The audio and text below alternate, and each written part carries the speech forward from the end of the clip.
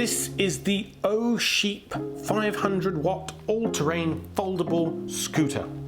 Yep, Osheep. Osheep. Oh, I don't know what they were thinking with the branding there, but suffice to say, the Osheep all-terrain modular 500 watt electric scooter is a powerful beast. I'm not entirely sure I'd classify it as all-terrain, at least not unless the manufacturers live in an enclosed dome composed entirely of asphalt and lightly dusted variants of asphalt, but thanks to the front suspension, it certainly offers a smoother ride over minor bumps on city roads. I'm James Bruce, you're watching MUO Reviews, and I hope you'll join me today as I take a closer look at the Osheep 500 watt modular all-terrain scooter. In terms of style, I really hope you like red and black, because your colour choices are black with red highlights as reviewed here, or red with black highlights. It's easily foldable from this clip on the main shaft, but it's also just under 20 kilograms, so while technically foldable, it's not exactly portable for most people. You'll note that the bulk of the scooter sits just over the front wheel here, and that's because unlike most scooters which place the battery on the bottom footboard, the Osheep puts it here, and it is indeed modular. At least the battery is removable. It can be locked in place with a set of keys or just easily removed to charge it indoors or to secure your scooter somewhere when you're stopped. Now, this is a lot more convenient than having to lug your entire scooter over to a power socket. Speaking of battery, it's a 360 amp hour battery running at 36 volts 10 amps, which seems to be standard now across both bikes and scooters, but from my testing feels a little bit unmatched. It's early days for the Osheep crowdfunding campaign, but one of the major selling points they're touting here is that every part of the bike is modular.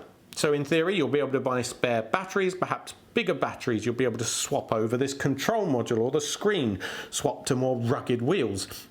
Now, whether this actually pans out is anyone's guess, because this is still in crowdfunding and we all know what happened to modular phones, but at least it's a laudable goal to have. The underside is an all-in-one molded plastic piece, and unlike the new Keiichi scooter I reviewed last year, there's no rugged looking metal bars either side, which again leads me to believe that it wouldn't actually handle rougher terrain quite as much as the all-terrain branding would suggest. That said, you'll find a hydraulic suspension on the front here. It's not adjustable, and personally I would have preferred it to be a little bit springier. However, the rear wheel isn't equipped with anything, so you'll still feel any rough patches in your legs and lower body. The handlebars, which are the only thing you'll need to screw in and attach out of the box, are a lovely textured grippy surface with this slight protrusion on the rear to fit your thumbs around for added secure grip and comfort, and that really works well. In the center here you'll find the control panel, but it's pretty basic. There's no advanced app functionality. You'll just find a single power button and front light. Once on, you can double press the power button to swap between the 3 speed limiter or power modes, I guess from beginner, intermediate, all the way up to give me everything you've got level. Ours defaulted to that level 3 maximum power, which makes a nice change from defaulting to the lower level, and then you have to switch it up every time you jump on. Overall, the design is quite simplistic, but it does work well, looks good. As mentioned, it has a 500 watt motor, and that's compared to the 300, 350 watt that you'll find on most scooters in this class.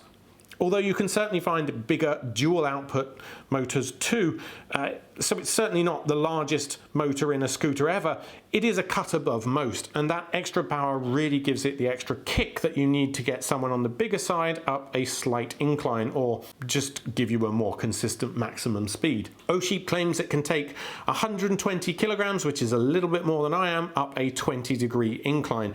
In practice, I didn't really find that was the case. Now, don't get me wrong here, it certainly performs better than any other scooter I've tested yet, at least at full battery level, but I did still need to push now and again to get it going up a hill. And I'll clarify that statement, because although it performs reasonably well at full battery, once you're down to less than sort of 40%, I found the power to be seriously underwhelming.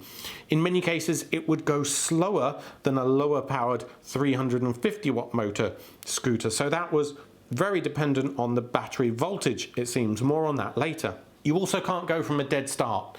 You'll need a little movement before the accelerator will kick in, and because of the higher power, You'll need to make sure you do that on solid ground, or the rear wheel will just slide right away from you, which I found pretty frustrating at times because the weather around here hasn't been amazing and everything is a bit muddy. Thankfully, you have both a front drum and rear disc brake for safety, and the design of the Osheep is such that it's actually just safer to ride than most. Firstly, you have this wide footboard here, so plenty of room to get a good posture. Next, because the battery isn't fixed on the underside, they've been able to lower that whole base down a little, giving a lower centre of gravity overall and hence more stability without sacrificing clearance. You can also wedge your front foot onto the battery for a better, safer posture. Then there's the tyres, wider than average honeycomb tyre, but in my testing completely lacked grip on anything other than streets. Of course, you also have a rear and brake light, a front light, though it's not particularly bright, so you might want to mount something else on the front. One of the other interesting features to note is that not only towards the top of the steering wheel shaft here, you have a USB-A port to charge your smartphone from, you also get a very sturdy built-in mount system and a clever cable tidy. You actually screw your phone into this mount, so there's no chance of it falling out even with a lot of vibrations. So how's the ride then? That's the important bit. Since I'm surrounded by a fair bit of rugged Cornish terrain, I took this out for a spin on both the local streets and up the moors, or at least I tried to. And sure enough, all these comfort and safety features out on the streets led to the most comfortable and secure feeling scooter I've tried yet, and the competition was already pretty strong from the likes of the new Keiichi. There are a lot of inclines and level changes around here, bad roads, frankly, and as I mentioned, I did need to push up some of it, but not as much as I'm used to. So while the claims of 120 kilograms up to 20 degrees are a bit dubious, I certainly noticed and appreciated the difference there. I had to put far less work in overall. On flat roads, it was easily able to accelerate me up to 25 kilometers an hour, and that really is the limit of what I'm happy riding at anyway. So as a powerful city scooter, you're going to leave everyone in the dust, and especially if you're on the bigger side as I am, then you'll really appreciate the added oomph from that 500-watt motor and the suspension to smooth things out.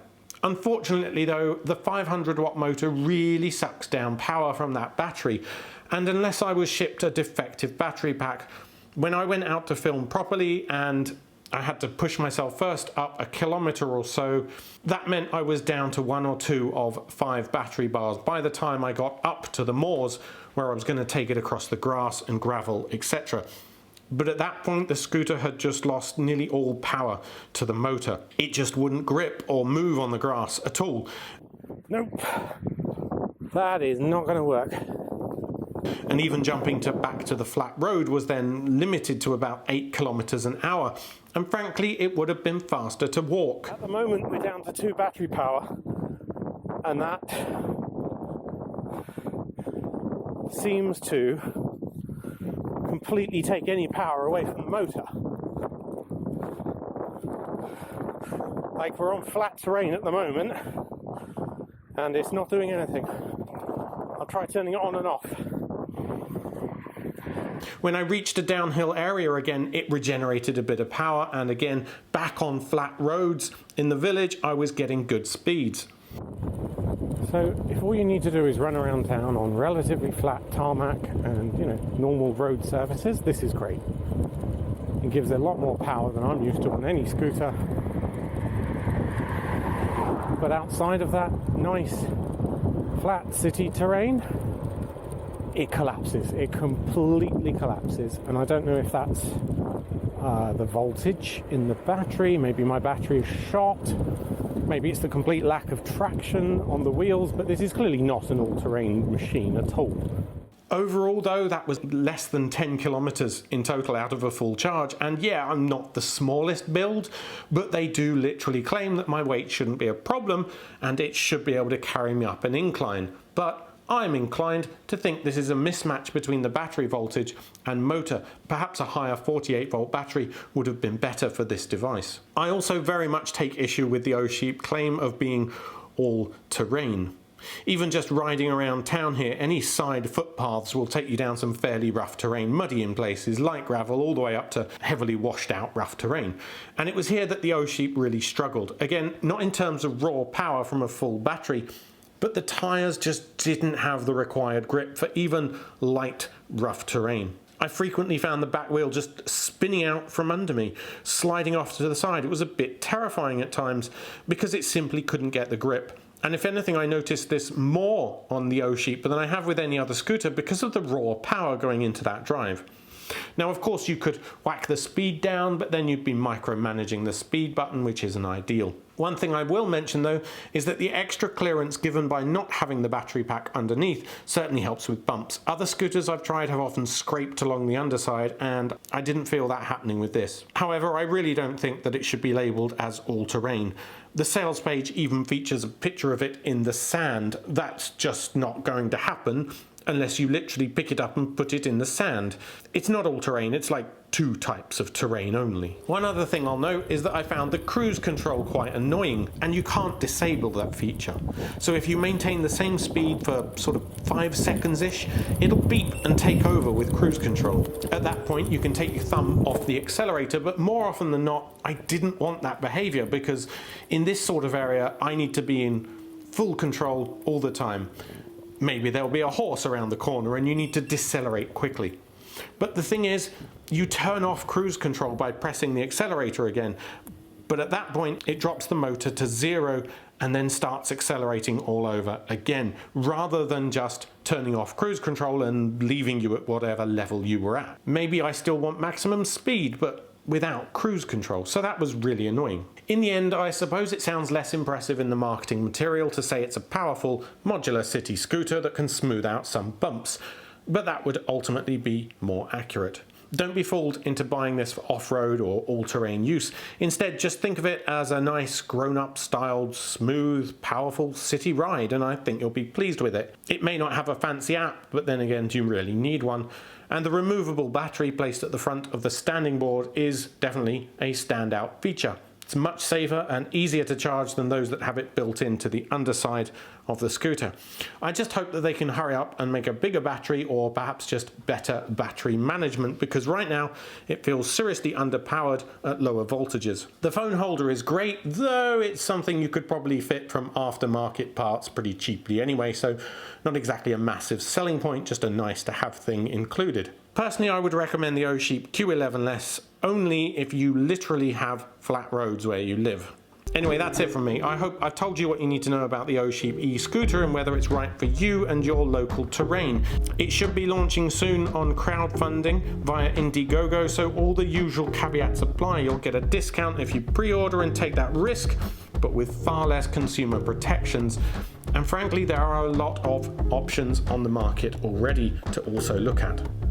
Hit me up in the comments if you still have questions and I'll try to answer them where I can. Otherwise, please hit like, consider subscribing for more weekly reviews and more from all of us over at makeuseof.com. Till next time.